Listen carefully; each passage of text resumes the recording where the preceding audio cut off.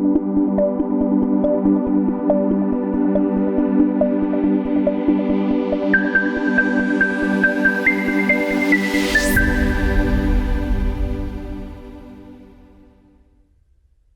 everyone. Hello, people of Iran.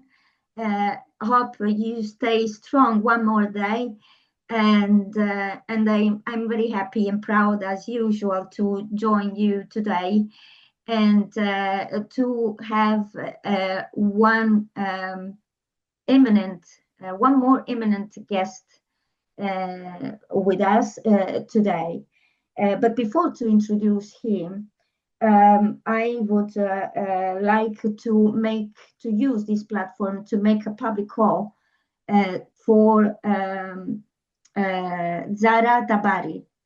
Zahra Tabari is at serious risk of execution because she has been sentenced to death just because she has opposite ideas to the regime, and because she is an engineer. She's a powerful woman, an empowered woman. So please join all to make a public call in her defense today. And also my call is extended once again to Mohammad, the boxer who is still risking to be sentenced again, because it's a boxer, it's a sportsman, and he used sport to unify people. So the situation and the escalation of executions, of arbitrary execution, is growing up exponentially, day by day, weekly, month after month. I think that since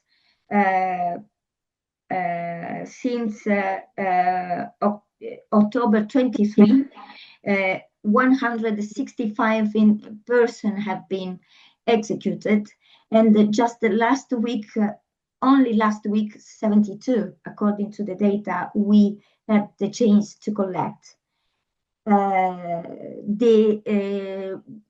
Even if the majority of executions are carried out silently, there are also cases of public execution instrumental for the regime to diffuse terror and to limit or try to limit as much as possible the opposition to the regime and the free life of common people of Iran. So today it is my great privilege to have with us the former Assistant Secretary General of United Nations, former European Union member, European Union Parliament member, and former Secretary General of the Swedish Red Cross, Mr. Anders Wijkman. Sorry for my bad pronunciation, Anders. He is connected. I guess you are connected from Sweden, right? And thank you for joining us. Today, we try to use his immense experience in governance and diplomacy.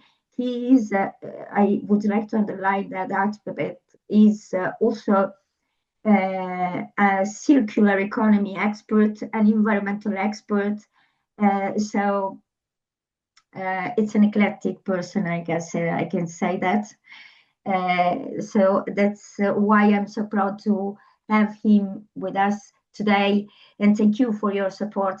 So I would like to start from the mention we repeatedly said in the previous sessions that there is a kind of big silence, enormous silence about the situation of Iran, especially from international institutions, international organizations. No mention, no declaration at all.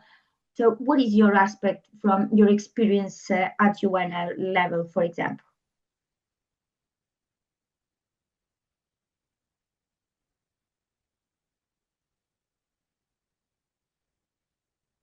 There is, switch on the microphone, please.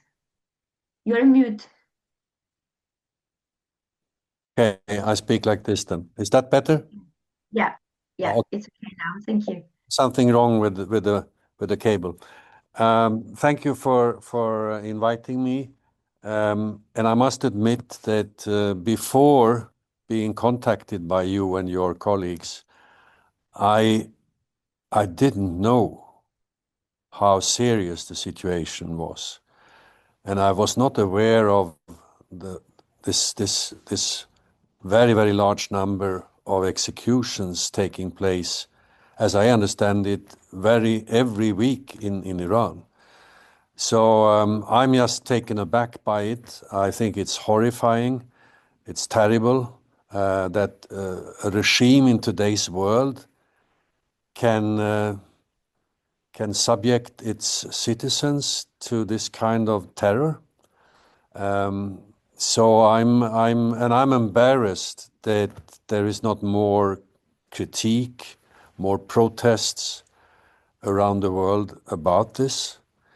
I think one explanation is probably that there are many problems in the world right now, many serious humanitarian challenges like the war in Ukraine, the war in Gaza.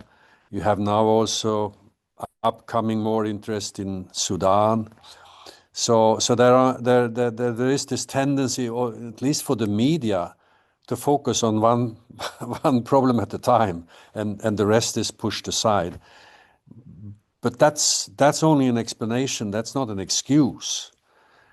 And as for the United Nations, also the European Union, I don't have a good explanation. I think this should be a top priority for them in terms of trying to putting pressure on the regime in Iran to stop this. I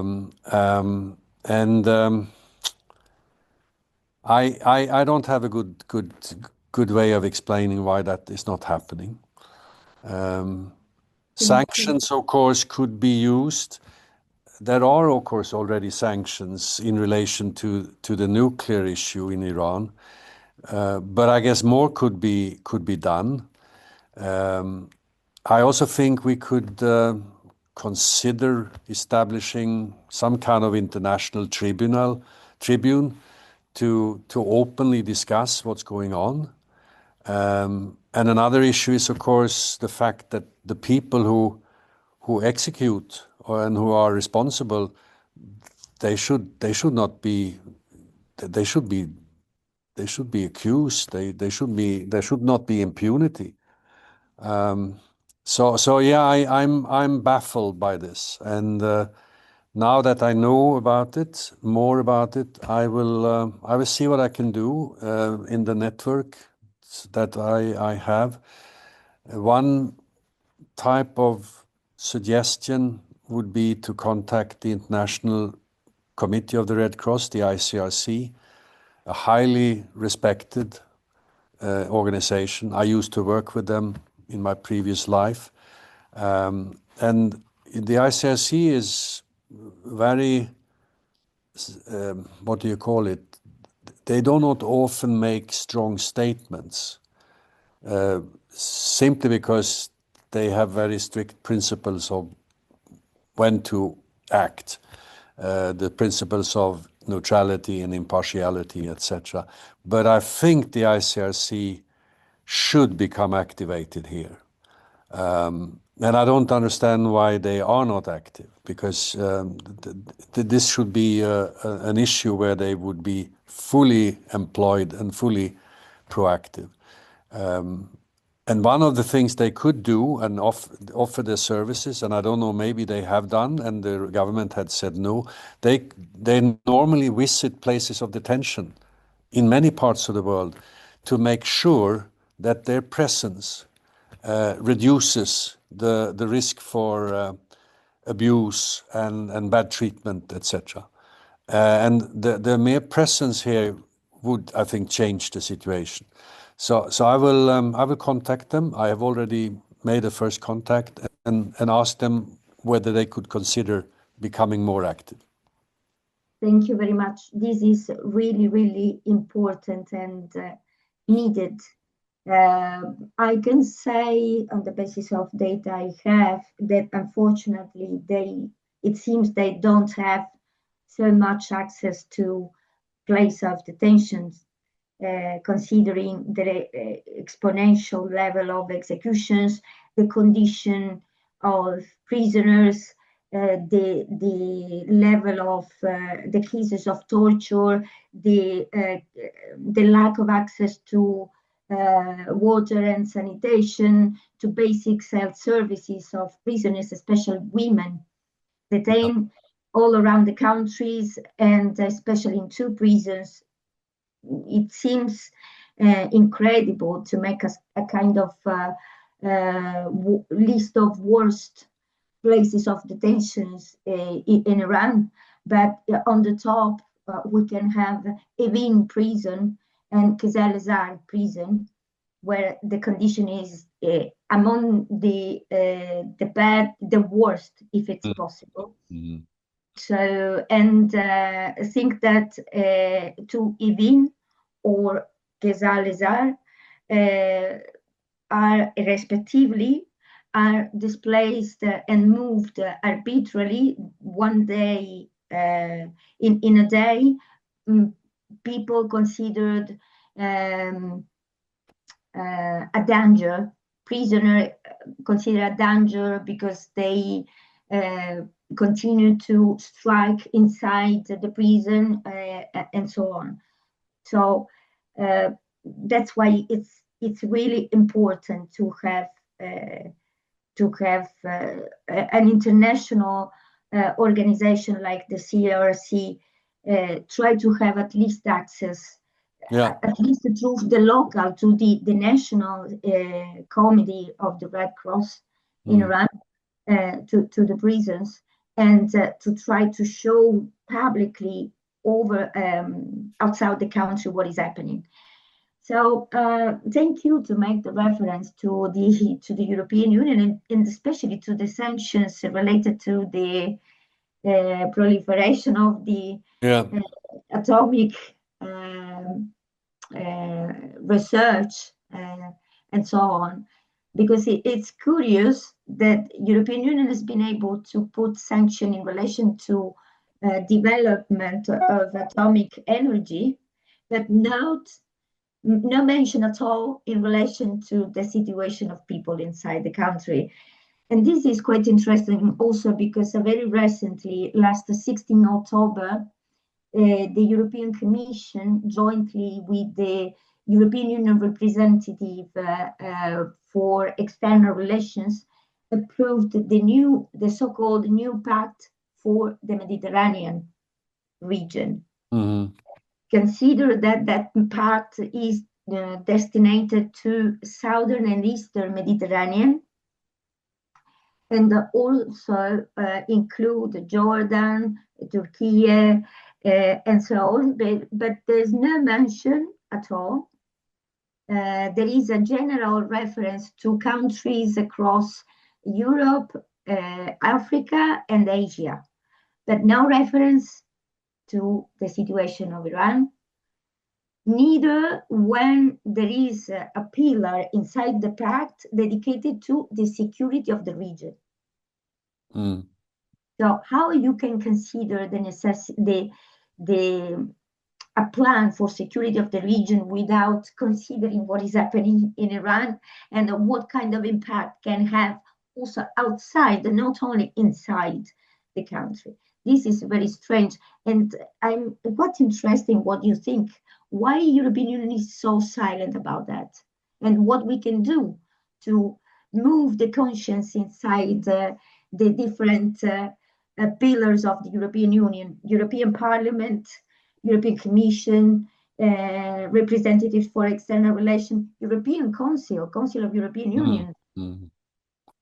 Well, I used to be a member of the European Parliament, but that's some time ago. So I don't follow developments very closely. In some areas I do, like environment, climate, circular economy, as you mentioned. But when it comes to foreign relations in general and this strategy or whatever they call it for the Mediterranean, I have not followed, but I will look into it. And I have, of course, a lot of people I know in the European Union, so I will raise concern about this and see what kind of response I get, and then I can come back to you and tell you, and maybe hopefully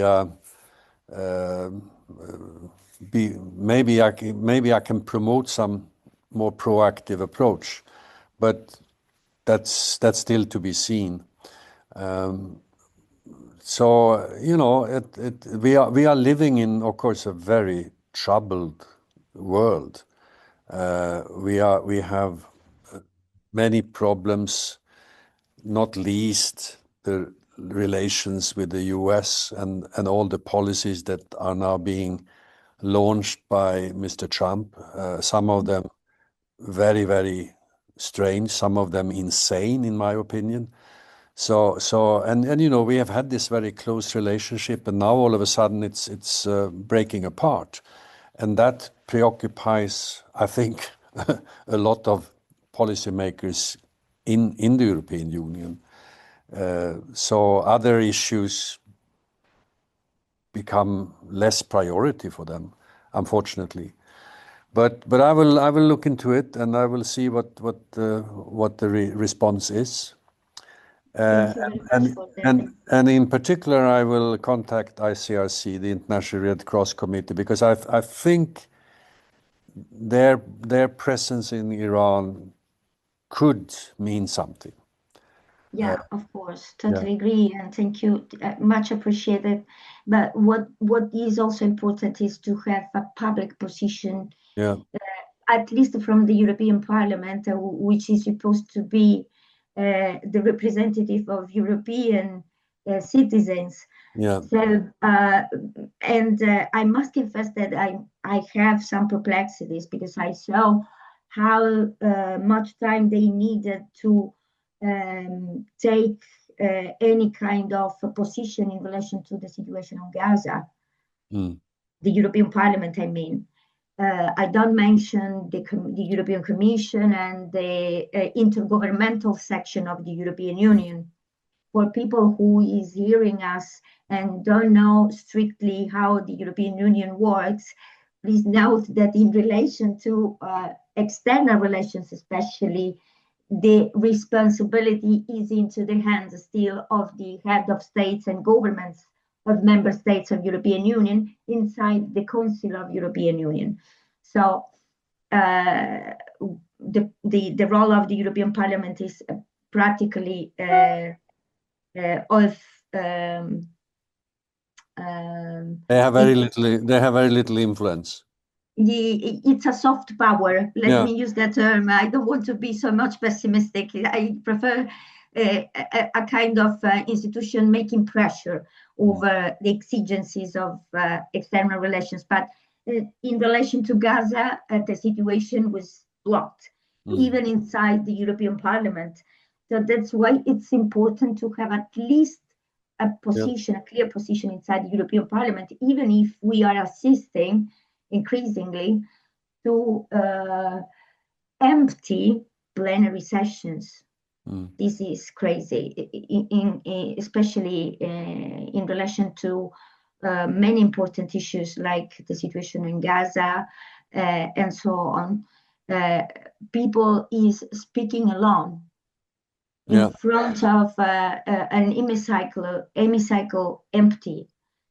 This is strange, and maybe can you explain, I don't know what you think, why there is so uncertainty also from the European Union itself towards the rest of the world, because the problem is inside the European Union. So if you have no balance and harmonization inside, how you can promote outside harmonization and respect for rule of law?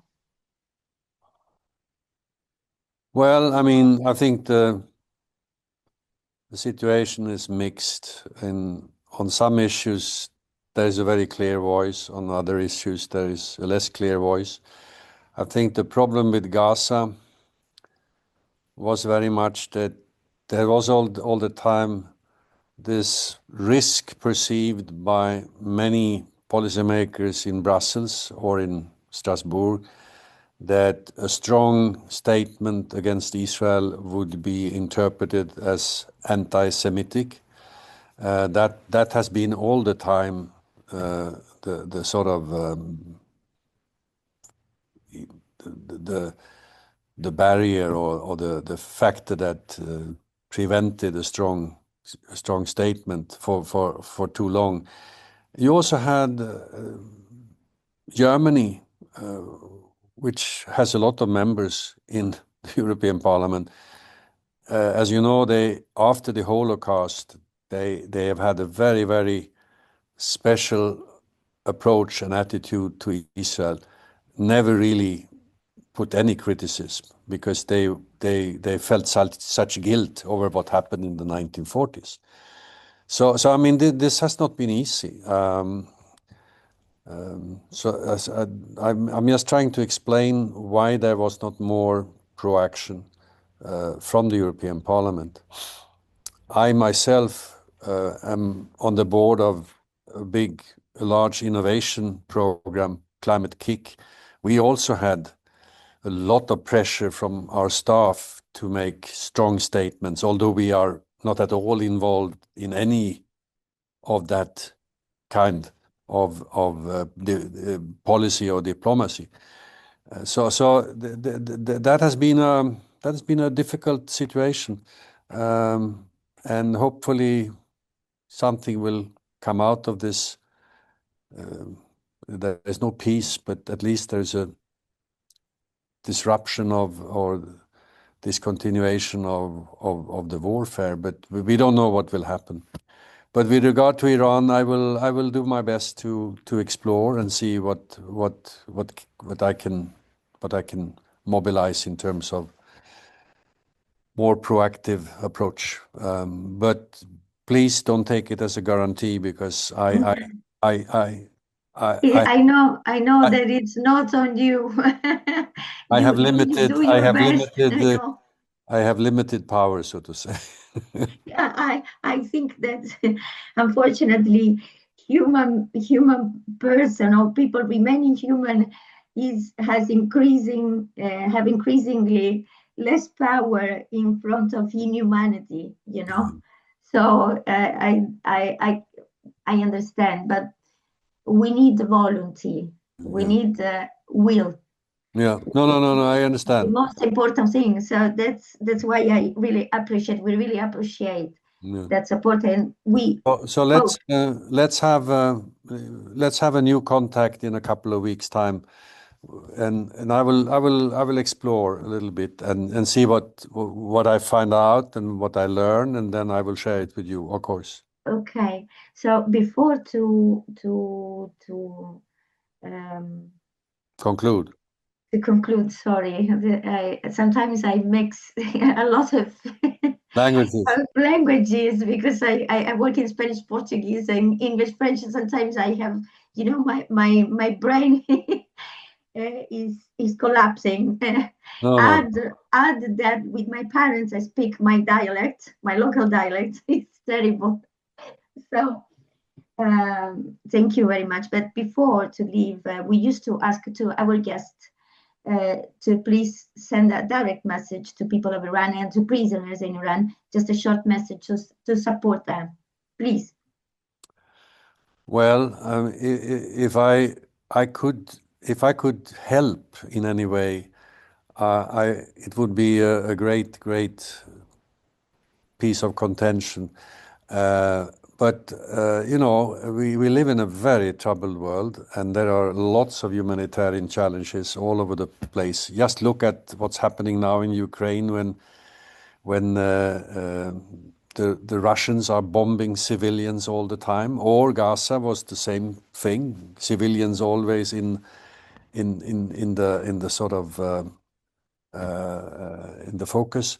So I'm sometimes I feel almost handicapped because there are so many challenges. But with regard to all those people who are detained in Iran, I can only tell you that I find the situation terrible. I find the executions horrific. And I hope that I will be able to mobilize some pressure on the Iranian regime. I don't know if it's possible, but I will do my best, in particular with regard to the Red Cross and to the European Union. Those are the institutions where I have some access and where I can hopefully put some pressure and motivate people to be more proactive. That's the only thing I can promise you. But I'm horrified by what's taking place. I'm sorry I didn't know more about it much earlier, but at least now I know. And once you know, you can't stay silent. You can't stay silent. Thank you very much. Thank you very much also for this last sentence. We cannot stay silent. This is our duty. Thank you very much. Much appreciated that.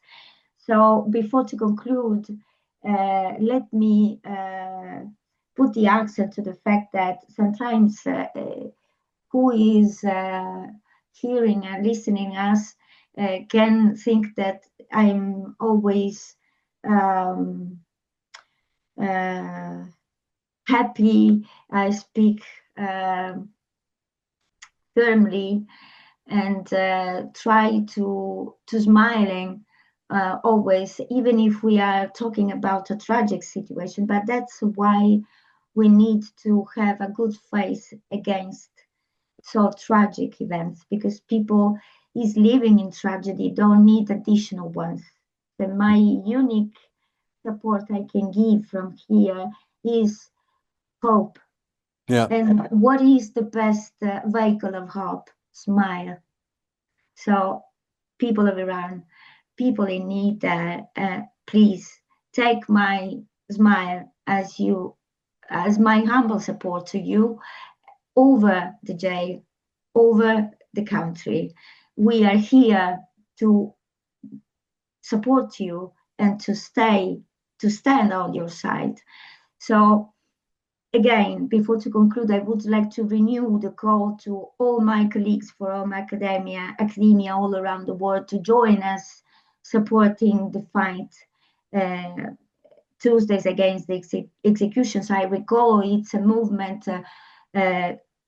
created inside the prisons of Iran, and this podcast is just the way to amplify their voice outside the jails, outside the country. So please join us supporting them and spreading the voice. And let me spend last words today again for Zahra Tabari, who is risking execution in the next couple of weeks. So please stand up on their side. Thank you very much and see you next Tuesday.